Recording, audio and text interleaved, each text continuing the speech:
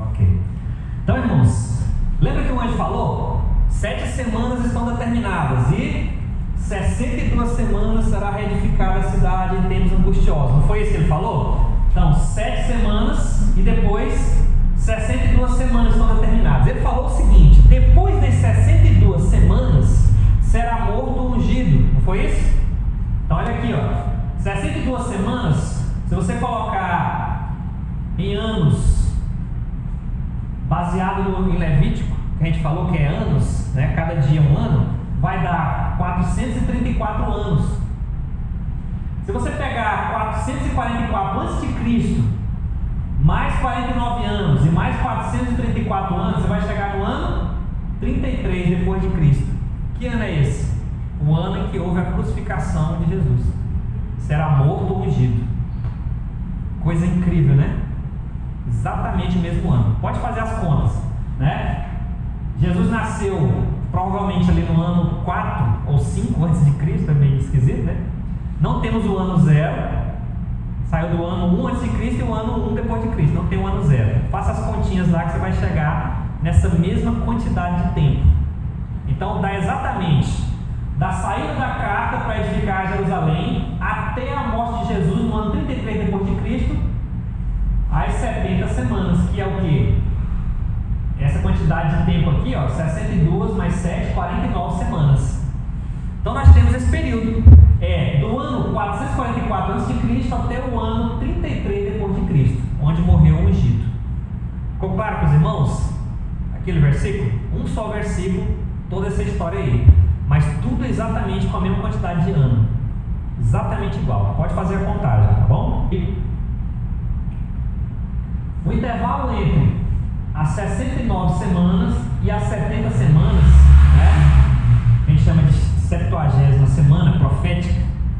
Esse período entre as 69 e as 70 é o tempo do quê? Dos gentios na história, o da igreja espiritualmente. Dessa forma temos múltiplas camadas de interpretação.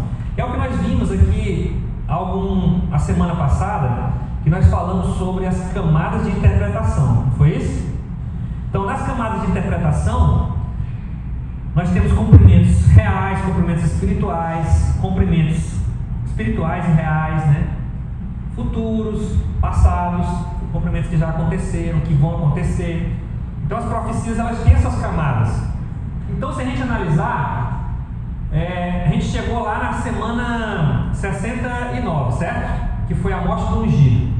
Se você levasse a profecia ao pé da letra, você iria contar mais 7 anos, né? Mais uma semana.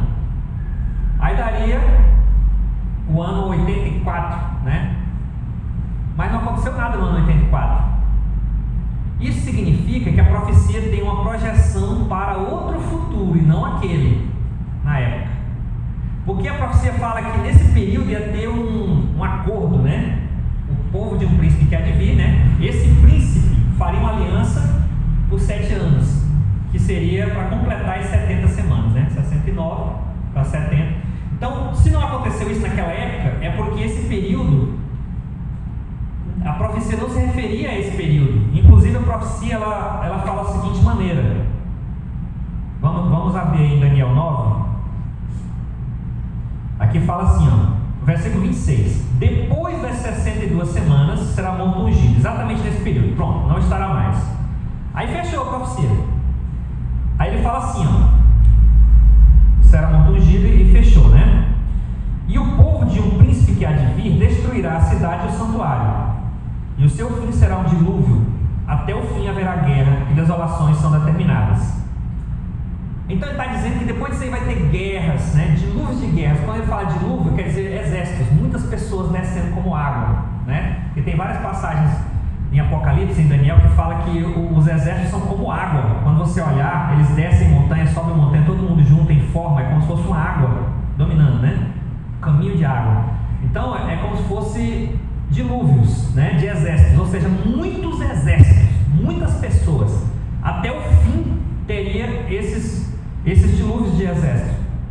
Então ele está dizendo que no 69, depois que o Messias fosse morto, até o fim haveria guerras, ou seja, vai ter um período para frente.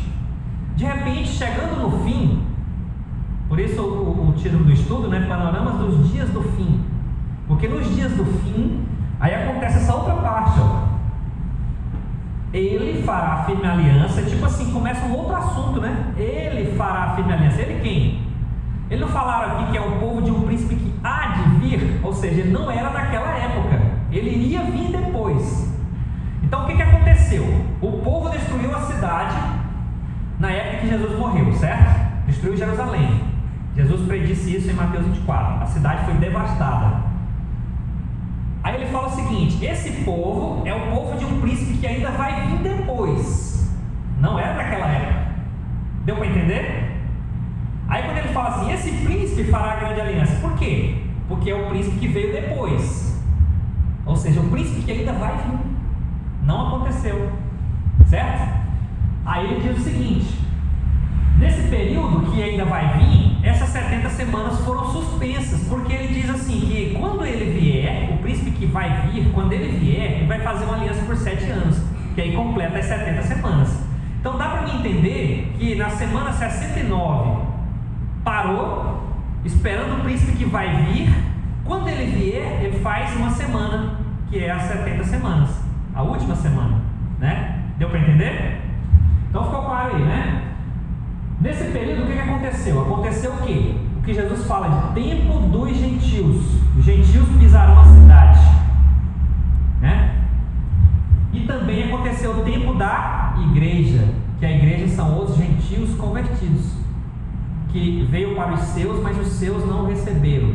Mas a todos aqueles que o receberam, ou seja, não judeus ou gentios, né? Tempo dos gentios, ele daria o direito de ser chamado filho de Deus. Lembra daquele estudo que a gente fez sobre as duas casas de Israel?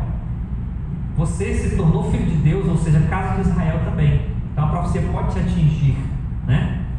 Com a parte da casa de Israel, né? No caso, seríamos a casa de Israel, e eles seriam a casa de Judá, né? Então, seguindo, olha qual que o anjo disse. Ele fará firme aliança com muitos por uma semana, que nós já entendemos que cada dia representa um ano, então dá 7 anos, né? Então vamos ver como é que seria isso. Então nós temos aqui, ele fará um acordo com os judeus, ou com o povo do fim, né? Nos dias do fim, por uma semana, que são 7 anos. Só que no meio da semana, o anjo fala que 3 anos e meio, né? O meio de uma semana dá 3 anos e meio.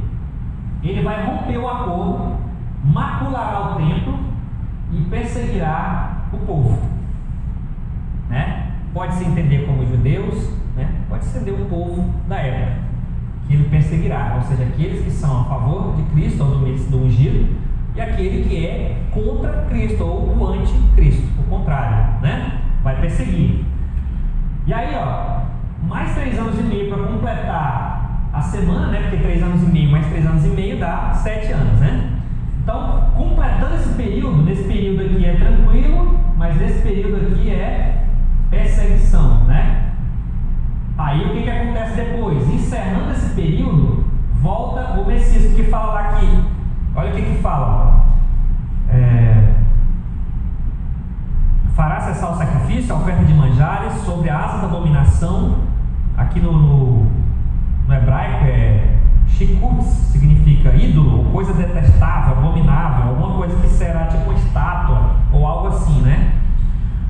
Sobre a asa das abominações virá o assolador, que aqui no hebraico é shamen, que significa desolado, está aterrorizado, atordoado,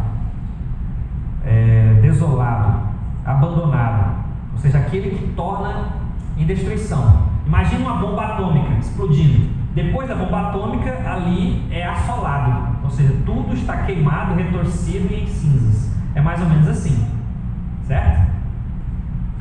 E aí fala assim, ó, até que a destruição que está determinada se derrame sobre ele, o anticristo, ou seja, com a vinda de Jesus. Como é que a gente sabe que é a vinda de Jesus? Porque tem outras passagens em Apocalipse e nos profetas que falam o que vai acontecer, né? Como sopro da sua narina destruirá o iníquo, né? Ou seja, o anticristo, o contrário a ele, e ele será destruído, né? Aqui na profecia fala que é o final das 70 semanas, né? A última semana.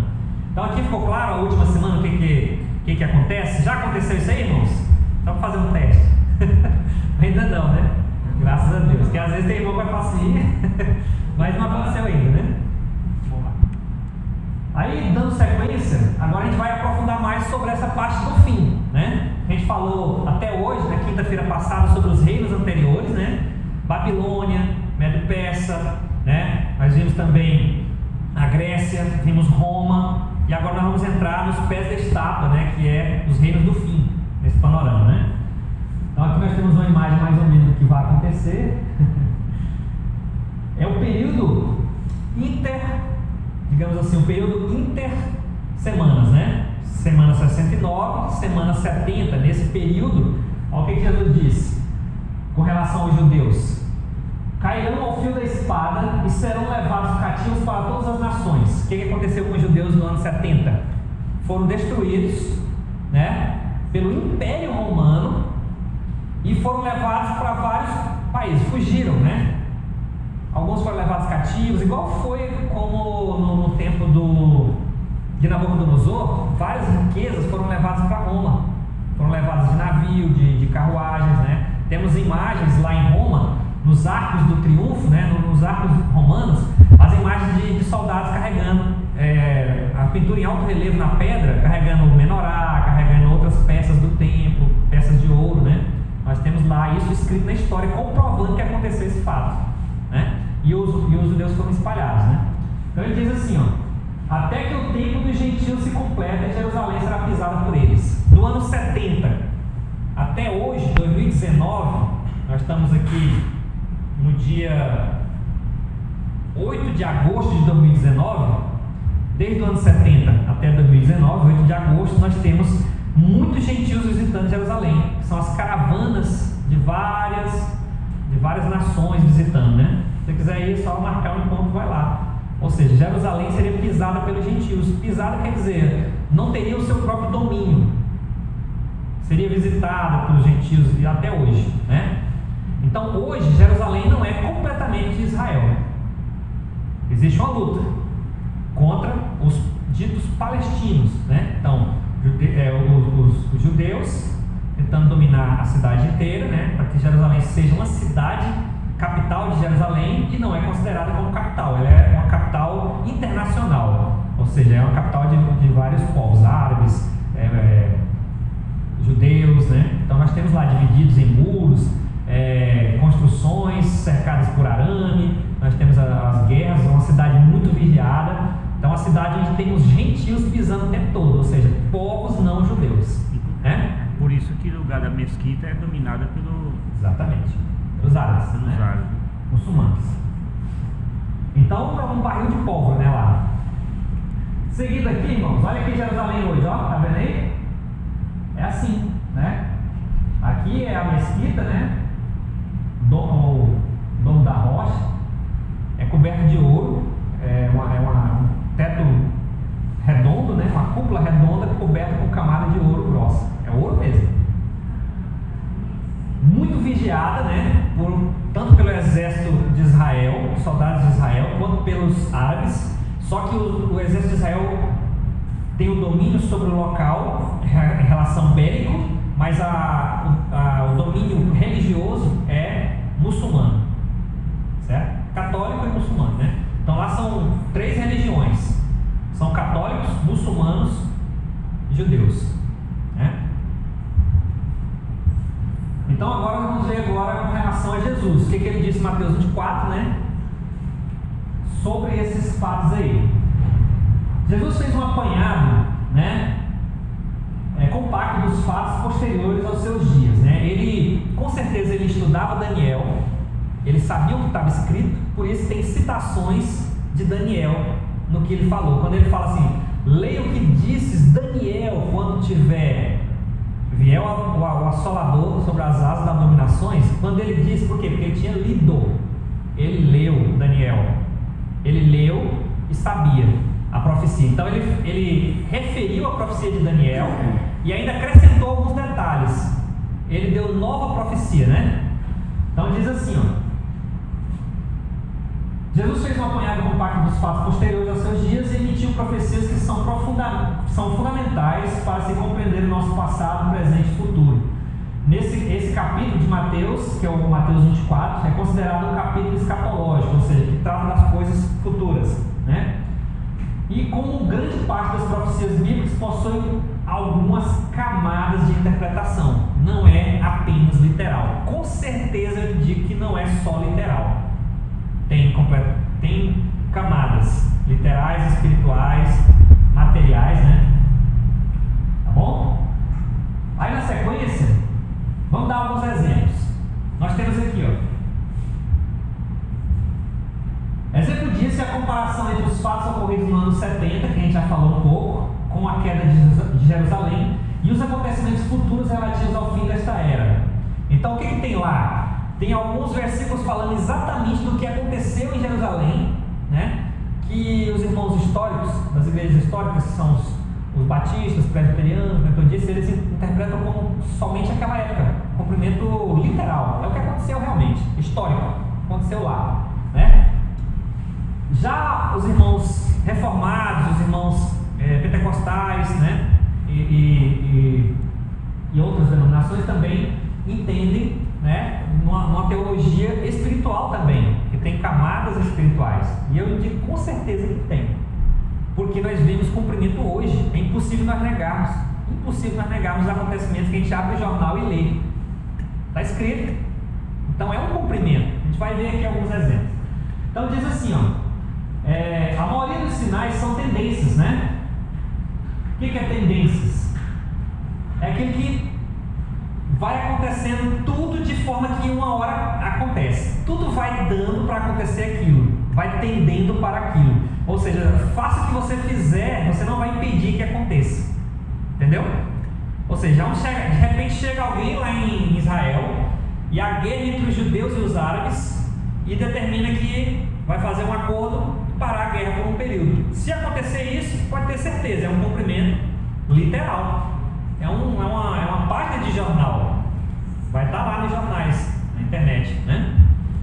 Então aqui, ó, a maioria dos sinais são tendências que ocorrem hoje e irão restaurar, irão aumentar, né, conforme se aproxima a volta de Jesus. Lembra que eu falei na quinta-feira passada, sobre as dores de parto, que começam com um certo período de tempo e quando chega mais próximo de dar à luz, as dores aumentam em intensidade e encurtam o tempo, até que chega à luz, né? Nasce a criança.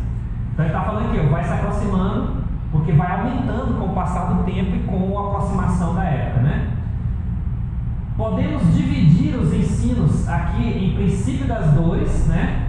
Dores mais intensas e a grande tribulação e a volta de Jesus. Então o princípio das dores são quando começa a ter algumas dores. Olha, deu uma mexida aqui. Então pode pegar o carro para ir para o hospital, né? Princípio das dores, que vai dar à luz, né? No caso de um parto normal. Dores mais intensas, está chegando, né? Aí tem uma respiração mais intensa, tem dores mais fortes, movimentos no útero, né? Para nascer a criança. Aí nós temos a grande tribulação, que é o parto, é o momento de dar à luz, vai sair, né? E a volta de Jesus, que é a criança nascendo. É isso que ele comparou com o fim dos tempos, ou o fim das épocas, né? Por isso ele falou o princípio das dores, né? Os dias do fim. Agora vamos ver aqui algumas coisas, né? Aqui nós vemos armamentos, nós vemos notícias. Jesus falou sobre isso, né? Vamos dar uma analisada agora? Vai dar tempo. Olha, os sinais que apontam para cada época e camada de interpretação estão descritos por Jesus no decorrer dos capítulos, né? Capítulo de Mateus 24. Vou abrir aqui, abra sua Bíblia em Mateus capítulo 24 e vamos comparar agora. Nós saímos de Daniel e vamos ver que tem coisas bem parecidas lá em Mateus capítulo 24 sobre isso. Vamos ver alguns versículos. Deixa a Bíblia aberta em Mateus 24, nós vamos ver. Vamos ver aqui uma comparação não só de Mateus 24, mas da Bíblia complementando Mateus 24 de uma forma geral, né? Por exemplo, lá Jesus falou assim: ninguém vos engane, que acontecerá algum falando isso e aquilo outro. Não acrediteis, porque não é ele, Jesus, ele está vindo, está ali, está dentro da casa, está em cima do monte, está isso, aquele lugar, aquele outro. Então não acreditam porque não é ele, né? Isso é o que? Engano. Aí fala, enganarão a muitos. Enganar, mentir, é o fake news, né? Fake news é a mentira, a nova mentira. É o contrário de boa nova, né? A boa nova não é verdade? É o evangelho, o contrário é fake news, é a nova mentira, entendeu?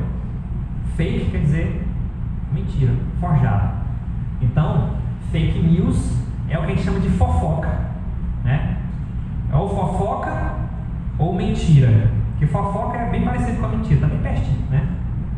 Ouvir falar, então se você não viu, você não sabe. Alguém me disse, só se foi testemunho ocular, né? Estava lá olhando, né?